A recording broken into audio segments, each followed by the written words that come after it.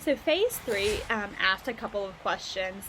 So this is the diagnostic phase. So the first question it says is, which diagnostics are a priority? So after reviewing, everything it gave me on the diagnostic list through the labs and the CT and everything, the vitals, I thought as though that the vitals would be the priority, because if a patient walks in, you know absolutely nothing about it, you need to get that set of vitals, and especially obtain the O2 stat or saturation, so that way you know what the patient's air and everything is. Because if you look at your ABC of Maslow's, it's airway, breathing, circulation, then you go to your Maslow's. So you always want to make sure that the patient's breathing appropriately, check the vital signs, make sure you have a good set of vital signs for your baseline.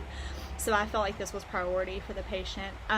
So I'm glad that we had those vital signs taken, and it looks as though from those vital signs that maybe he had stage 2 hypertension. And again, this stage 2 hypertension, it can't be diagnosed with just one reading, but if we look at his past medical history, I'm pretty sure he had a history of hypertension there.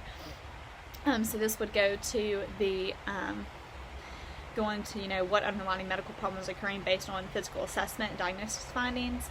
So stage 2 hypertension obviously is an underlying thing because of his blood pressure and everything. It could be and then I'll look at past medical histories and then maybe recheck if he's admitted, check it maybe tomorrow, see what his blood pressure is tomorrow. But also I thought the CT might be important, because if the CT is ordered, it might show any obstructions that the patient's having. And an x-ray wasn't ordered, but I feel like an x-ray maybe would come before a CT, just to see, it's a little bit less invasive and kind of like, I just feel like it's a little bit quicker to see if there's any obstructions or anything in his stomach, to kind of rule out, if there's any blockages or anything. But the CT might show, something like kidney stones or something like that.